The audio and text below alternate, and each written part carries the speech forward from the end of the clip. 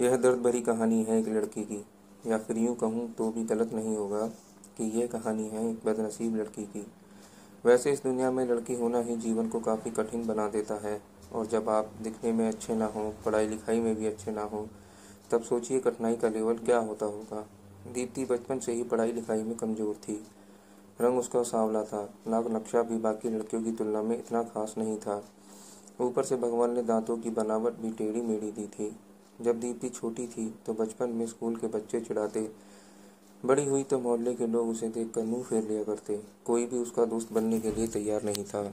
उसके रिश्तेदार भी कुछ खास उसे भाव नहीं दिया करते। बस एक उसकी माँ ही थी, जिसे उसकी सूरत या लुक से कोई फर्क नहीं पड़ता। माँ दीप्ति से और दीप्ति माँ से बेहद प्यार करते। दुनिया भर की आलोचनाओं को सहने की शक्ति थी माँ दीप्ति के लिए। जब कोई उसे टफर बोल देता या जब कोई उसे बदसूरत बोल देता, जब दीप्ति को शादी के लिए देखने आए लोग उसे बिना पसंद किए लौट जाते, यहाँ तक कि जब खुद के पापा ही उसे मनहूस बोल देते, तब माँ ही तो थी जो उसे समझाती थी कि लोगों के बोलने से क्या होता है, तू तो मेरी प्यारी बेटी है। भगवान के किए इतने सारे अन्यायों के बावजूद दीप्ति जीना सीख गई थी। वह खुश रहना सीख गई थी। जो भी गिने चुने लोग उससे बात करते, उन्हें चुटकुले सुनाकर हंसाया करती और खुद भी ठहाके लगाकर खूब हंसा करती थी। इसके अलावा एक और बहुत बड़ी खूबी थी दीप्ति की, उसे खाना बनाने में बहुत मज़ा आता था। और न सिर्फ खाना बनाने में मज़ा आता था, उसका बनाया खाना खाकर लोगों को जो स्वाद आता था वह उनको तृप्त कर जाता था। और यह उसमें अपने आप तो नहीं आया था। दुनिया के ठुकराए जाने के बाद उसने अपना सारा समय खाने की रेसिपीज़ की किताबों को पढ़ने, कुकिंग रेडियो शोज़ और टीवी चैनल्स पर नई नई रेसिपीज़ देखने को समर्पित कर दिया था। दीप्ति की तारीफ तो कोई भी नहीं करता, लेकिन उसके हाथों के बने खाने की तारीफ वह हर व्यक्ति करता जो उसका बनाया खाना चखता। इस एक गुण की वजह से दीप्ति अपने आजू बाजू की औरतों में काफ़ी फेमस हो गई थी, क्योंकि जिसे भी खाना पकाना सीखना हो या कुछ नया पकवान बनाना सीखना हो तो वह दीप्ति के पास आती, और दीप्ति भी खुशी खुशी उन्हें सब सिखाती। उसके पास आने वाली औरतें अच्छा खाना बनाना सीख जातीं, लेकिन लाख कोशिश करने के बाद भी दीप्ति के हाथों का वह जादू जो सबको तृप्त कर जाता था, वह कोई नहीं सीख पाता। दीप्ति की जिंदगी इन्हीं उतार चढ़ावों के साथ कट रही थी। एक बार फिर से माँ बाप ने जी तोड़ कोशिश कर एक फैमिली को दीप्ति को देखने के लिए बना लिया, और अगले दिन लड़का दीप्ति को देखने आने वाला था। दीप्ति को इस बात की खबर होने पर वह दुखी और गुस्सा हो गई कि बिना उससे पूछे पता नहीं क्यों मम्मी पापा लड़कों को बुला लेते हैं और उसका मजाक बन जाता है।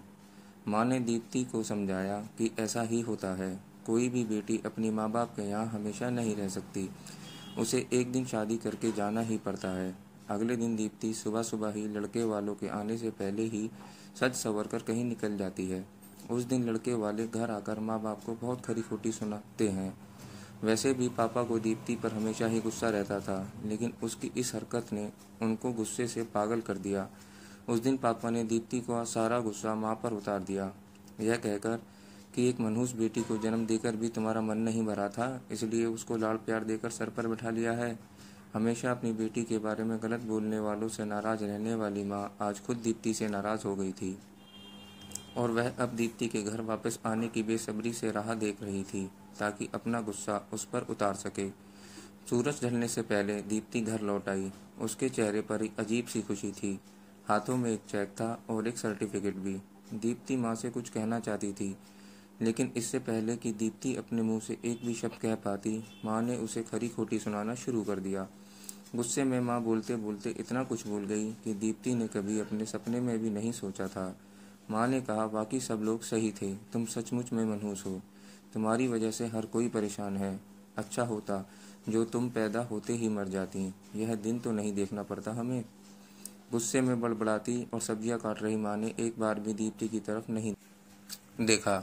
दीप्ति माँ की बातें किसी पत्थर की मूरत की तरह सुन रही थी। पत्थर की ऐसी मूरत जिसके शरीर में तो जान ना हो, लेकिन आंखों से आंसुओं की धारा बह रही हो। दीप्ति ने माँ से पूछा, माँ क्या सचमुच तुम भी चाहती हो कि मैं मर जाऊं? क्या इतनी बुरी हूँ मैं? अभी भी गुस्सा सर पर सवार होने की वजह से माँ ने कह दिया हाँ। बिना एक पल भी सोचे दीप्ति ने सीधा अपने कमरे में जाकर कमरा अंदर से बंद कर लिया। एक दो मिनट बाद गुस्सा थोड़ा शांत होने पर माँ को अपनी गलती का एहसास हुआ। तो दीप्ति के रूम की तरफ गई। उन्हें पता चला कि दीप्ति ने रूम को अंदर से बंद कर लिया है।